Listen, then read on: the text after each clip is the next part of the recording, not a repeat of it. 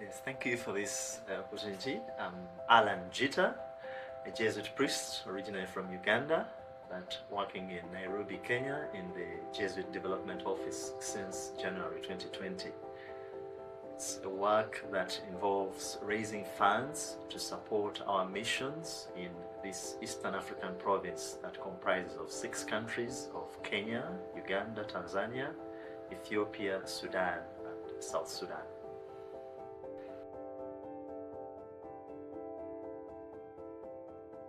So as a province, definitely we've seen so many facets of trying to come in terms of development, but we realize education is so key and so central because we are sort of investing in the future.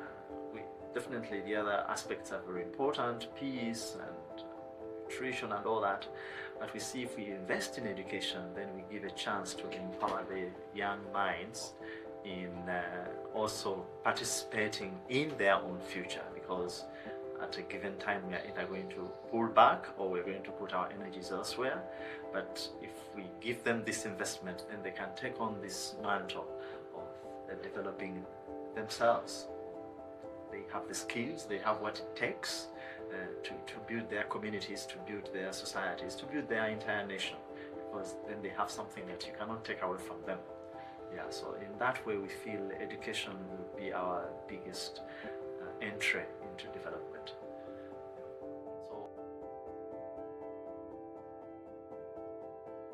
So there's entire mindset around education, because as you can try to imagine, communities are very poor, and so when poverty is at its extreme, education will be looked at as a luxury. It's not up high in the priorities, even for families that may think it's important, but it's no longer a priority. Children have to walk long distances to access these centers of education, and so when someone weighs in what is the priority, to walk this long distance and have this education, of which I'm not so certain. It's looked at as a date. And so yeah, so the communities, I'm thinking about communities, for example, in South Sudan, where the kids have to be, the boys have to be in these cattle camps. He looks at it as a quick way of getting money, and so he will not give education his best priority. So he will see, it's nice, but what do I get out of it in the quickest possible way possible? Running these centers also is quite a challenge, because for us to give the best education possible, we must provide everything, because we don't get any subsidies from the local or the host governments. And that means we have to pay everything, the teachers, the scholastic materials, extending the education centers by putting up maybe good laboratories, classroom blocks. So we have to source funds to run these centers in every other way. That makes it very costly for us. When we come back to the communities that gave us the children, could you sort of do some kind of cost sharing? They also don't have anything. So we have to think twice on, if we set up an education facility and it's already running, how do we maintain it that it goes on running for quite a long time? Or how do we bring in more stakeholders on board so that we sustain it? So it's hard on both ends. For the students, they may not have funds to pay the so-called cost sharing, but also for us, we may not have funds to keep it running in perpetuity so that it's operational. And that's a great challenge for us. So the girl child, definitely all over Africa is a big question, but in communities like South Sudan, which are still sort of juggling with settlement, the cattle camps, the mindsets are still totally different, where a girl is looked at as an asset, if you want, that when a girl reaches puberty, if he's 12, 13, 14, he's ready for marriage. And in this girl, the father or the family looks at her as going to get some dowry, because the biggest model for dowry is cows.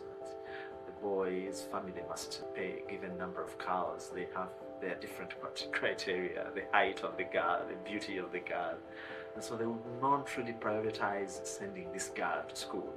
Okay, if she manages to go to school, they would be ready to pull her out when she reaches this stage. So we have to sort of juggle a dialogue with these families that have the girls or that give us the girls. One, that could you, first of all, give us the girls to educate her? And if you give this girl to us, do you promise that she will remain in school even if she reaches this stage? So we have to do a lot of convincing of the parents to change the mindset that an educated girl, even if she doesn't get a job elsewhere, she's a better housewife, she's a better house manager, because she manages this house from a totally different perspective, from an educated point of view. And an educated mother is different from one who is not educated. This is a big challenge for us. Girls, as you know, also when they're in school, they also go through other challenges of puberty, and they have these menstrual cycles which are totally misunderstood by their opposite sex. So we have to bring the men on board also to understand the boys, to understand all this and give them the support. And once they are on board, then we know that we are not just building the girl child, but we are building all the children together. And because we see it in other societies like in Kenya, where the girl child has been supported for a long time, and now the big question coming up is the question of the boy child. We wouldn't want to go there. We want both genders to grow together, mutually understanding one another. And so we have more programs for the girl child, like the program of the sanitary wear for the child, for the girls. But also, it's not just exclusive for the girls, but also training the boys on understanding sexuality of their own, but also for the girls themselves.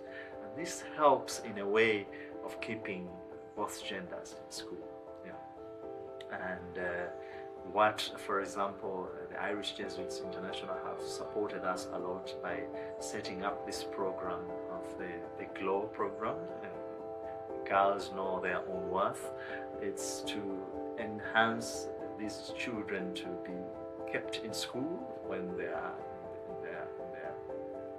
reach puberty, but also to bring the boys to support them when they are this age. And it's very interesting that sometimes their own parents, especially the fathers, may not even understand this, but how do we make them also understand the changes that their girls are going through, not in view of marrying them off, but in view of, yeah, the girl is passing one stage to another. It doesn't mean she's ready for marriage. She's still young, she's still a minor, and what she needs right now is support, understanding, and good education. So while I've been here in these 5 weeks here in Ireland, I've been hands-on in this appeal called the Red Chair. The philosophy behind it was that this red chair is empty. We would like to put a child on it, and so it has been quite a very good initiative by the Irish Jesuits International that I would like everybody of goodwill to call upon to contribute towards it, because when you put a child in school, you not only secure his or her future, but for many of the children that we support, probably the meal that we provide for them when they're in school could be their only meal or be their best meal of the day. So we tackle the same problem, but we end up solving more problems of not just education, but also nutrition. We solve the problem of safeguarding, because many of the kids feel secure in our schools. When we send them home during the holidays, they will still want to come back to be in our schools. So we give them a sense of security, a sense that guarantee that they're secure when they're in our hands. We're giving them education, we're giving them a meal, but also we are securing the future. So I would like to call each and every one of you, there is nothing too small to give in whichever way possible. We guarantee that this contribution of yours reaches the farthest end of our missions where we serve. Thank you very much.